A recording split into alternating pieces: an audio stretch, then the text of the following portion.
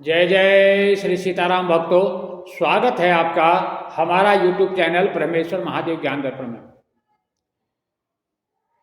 भक्तजनों, आज हम बात करने वाले जा रहे हैं कि ये जो हमारा माघ का महीना चल रहा है, ये माघ का महीना जो है सारे महीनों में सबसे उत्तम महीना होता है।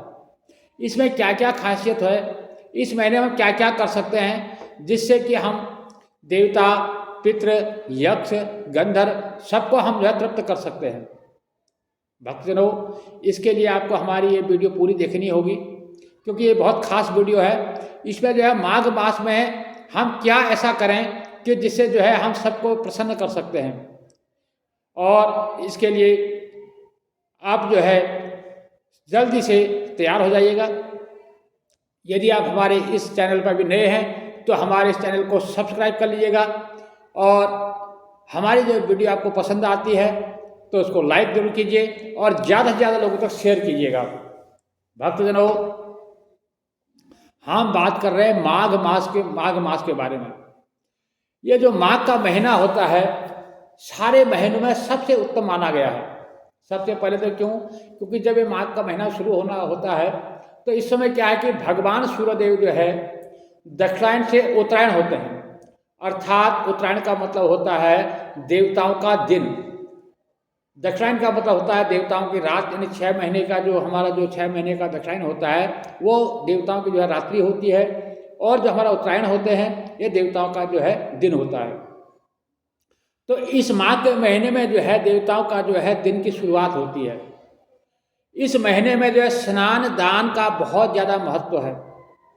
गंगा में, मथुरा में, गया में, तीर्थ में, जो प्रयागराज में इत्यादि जो भी आपने जो तीर्थ हैं, पुण्य तीर्थ हैं, उनमें स्नान करने का बहुत ज़्यादा महत्व है।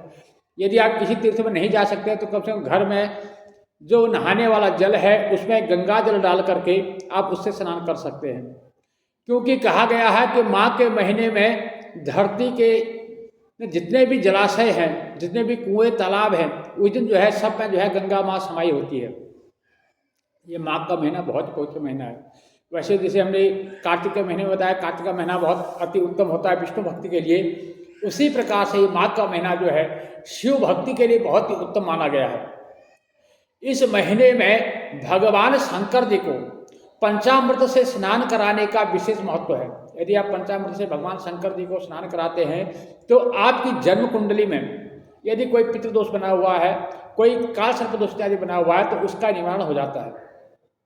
इस महीने में यदि आप पंचामृत की व्यवस्था नहीं कर सकते हैं तो कम से कम दूध और दही से तो जरूर भगवान शंकर जी को इसमें स्नान कराना चाहिए। और इसमें भगवान शंकर जी का जो है पार्थिव पूजा का विशेष विधान है। पार्थिव पूजा करने का, भगवान शंकर जी को बिल्व पत्र चढ़ाने का, तो इसमें जो है शिव आराधना आप जितना कर सकते हैं उसका बहुत बड़ा महत्व है। इस माघ के महीने में धरती पर शयन करने का, यानी कि चारपाई को छोड़ करके धरती पर शयन करने का बहुत बड़ा महत्व बताया गया है। हमारे शास्त्र में कहा गया है इस माघ के महीने में जो धरती पर शयन करता है वो जो है नरक को नहीं जाता है, वो जो है स्वर्ग की उसको प्राप्ति होती है, ऐसा हमारे शास्त्र कहते हैं। और इस माघ के महीने में क्या है, जो लोग मंगलवार का व्रत करते हैं उनके लिए माघ का महीना बहुत ही उत्तम है। हमारे शास्त्र में कहा गया है सावन के सोमवार, माघ के मंगल और पूष के इतवार, ये 3 महीनों में 3 व्रत जो है बहुत उत्तम माने गए हैं। पूष के महीने के रविवार के व्रत, माघ के महीने मंगलवार के व्रत और सावन के महीने सोमवार के व्रत। जो इन व्रतों को करता है उसको जो है अक्षय फल की प्राप्ति होती है। और इस माघ का महीने की एक खासियत क्या है कि इस महीने में जो अमावस्या आती है वो मौनी अमावस्या कहलाती है। उस दिन जो लोग मौन व्रत रह करके तीर्थों में स्नान करते हैं या पीपल की पूजा करते हैं या भगवान शंकर जी का रुद्राभिषेक इत्यादि करते हैं तो उनके जो जन्म कुंडली में किसी भी प्रकार का कोई ग्रह दोष बन रहा हो, यदि उसके 9 के 9 ग्रह भी उसके विपरीत चल रहे हैं तो वो इन कामों में से कोई एक काम कर ले, चाहे तो पीपल की पूजा कर ले, चाहे मौन व्रत रह करके, चाहे तो तीर्थों में स्नान कर ले, या भगवान शंकर जी का जो है रुद्राभिषेक करवा ले मौन व्रत रह करके, तो उसको जो है उस जो ग्रह दशा चल रही है उससे उसको निवृत्ति मिल जाती है। कोई काल सर्पदोष, पितृदोष इत्यादि कोई बना हुआ है उसका भी निवारण होता है। इस जो हम मौनी अमावस्या में है उस मौन व्रत का जो है बहुत बड़ा महत्व है। यदि मौन रह सकते हैं, यदि आप पूरा दिन मौन नहीं रखते तो कम से कम जितनी देर तक आप पूजा पाठ करते हैं अपना जो है 7, 8, 9 बजे तक, जब तक आप पूजा पाठ में संलग्न हैं, कम से कम उतनी देर तक आप जो है मौन व्रत रहिए। उसके बाद आप जो है बोलना शुरू कर सकते हैं। और वैसे कोशिश कीजिए यदि पूरे दिन मौन व्रत रहते हैं, कहते हैं जो इस दिन मौन व्रत रहता है उनके पितरों के जो है सदगति की प्राप्ति होती है, उनकी जन्म कुंडली में कोई पितृदोष इत्यादि बना हुआ है उसका निवारण हो जाता है। और उस दिन जो है गंगा स्नान, तीर्थ स्नान और उसमें जो है पितरों के निमित्त दान पुण्य का बहुत बड़ा महत्व बताया गया है। और इस माह के महीने में एक खासियत ये भी है क्योंकि इसमें जो है गुप्त नवरात्रे आते हैं। जो साधना के पथ पर चलने वाले लोग हैं, जो साधना करते हैं, जो भगवत प्राप्ति के रास्ते पर चलने वाले हैं, उनके लिए जो है ये गुप्त नवरात्रे जो है सिद्धि प्राप्त करने के लिए एक उत्तम जो है मार्ग होता है, उत्तम अवसर होता है।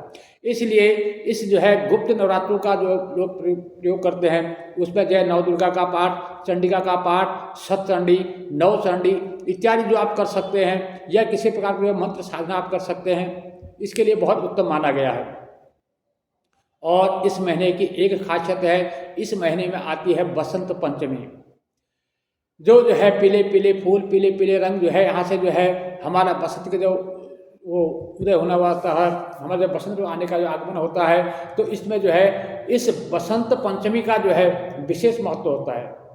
खासकर जो पढ़ने वाले विद्यार्थी हैं, जो अपने जो है किसी प्रकार से जो विद्यार्थी जीवन में है या कोई सर्विस के लिए कोई तैयारी कर रहे हैं, कोई और आगे जो है कोचिंग इत्यादि कर रहे हैं, उनके लिए जो है सरस्वती पूजा का विशेष महत्व है। बसंत पंचमी के दिन माँ भगवती सरस्वती की आराधना करने से बच्चों में जो है बुद्धि का विकास होता है, उनकी जो है बुद्धि तीव्र होती है। इसलिए कहा गया है कि हर पढ़ने वाले, उसको हर आदमी करना चाहिए, लेकिन खासकर पढ़ने वाले विद्यार्थियों को जो है बसंत पंचमी के दिन माँ सरस्वती भगवती की पूजा जरूर करनी चाहिए, क्योंकि माँ सरस्वती जो है हमें विद्या और जो है बुद्धि की देने वाली है। इसलिए जो है उस दिन उनकी पूजा का विशेष महत्व होता है।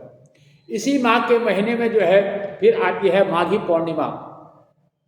जो माघ महीने की जो पूर्णिमा से आती है वो जो है सबसे उत्तम जो मानी गई है, क्योंकि 3-4 पूर्णिमाएं को खास होती है। जो लोग जो है पूर्णिमा का जो व्रत उठाना चाहते हैं उनके लिए जो है खास करके या तो जो कार्तिक की पूर्णिमा है या फिर ये माघ की पूर्णिमा उनके लिए उत्तम मानी गई है।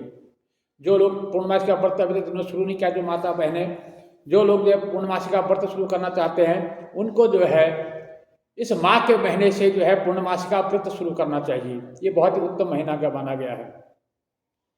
तो इस प्रकार से ये माह का महीने का जो है एक एक पल, एक एक क्षण और एक एक जो है दिन हमारे लिए बहुत कीमती होता है। जो खासकर जो भगवत प्राप्ति के लिए जो रास्ते में जो चलते हैं, जो साधना के पथ पर चलते हैं, उनके लिए तो ये उत्तम है ही है। साथ में जो गृहस्थ जन है, जो घर गृहस्थी में रहते हैं, उनके लिए भी जो है माघ का महीना दान पुण्य यज्ञ तप इत्यादि का जो है इसमें ब्राह्मण भोजन कराने का बड़ा महत्व माना गया है। माघ के महीने में ब्राह्मणों को भोजन कराने का, अन्न दान देने का, द्रव्य दान देने का, खिचड़ी का दान करने का इसमें बहुत बड़ा महत्व माना गया है। इसलिए मेरा सभी से यही प्रार्थना है कि इस माघ का महीना जो चल रहा है इसका जो है ज़्यादा से ज़्यादा लाभ उठाएं। भगवान शंकर जी की भक्ति करें, भगवान विष्णु की भक्ति करें। जिस प्रकार से भगवान शंकर जी को जो है रुद्राभिषेक करें, उसी प्रकार से भगवान विष्णु का जो है शालिग्राम रूप में उनका पूजन करें। शालिग्राम देवता का पूजन करें, उनको पंचामृत स्नान कराएं, उनको तिल से बने हुए पदार्थों का भोग लगाएं।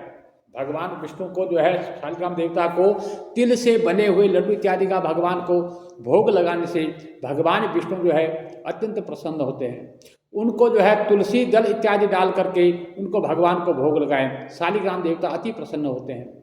तो इसलिए इस माघ के महीने का जो है आप लोग लाभ लीजिएगा।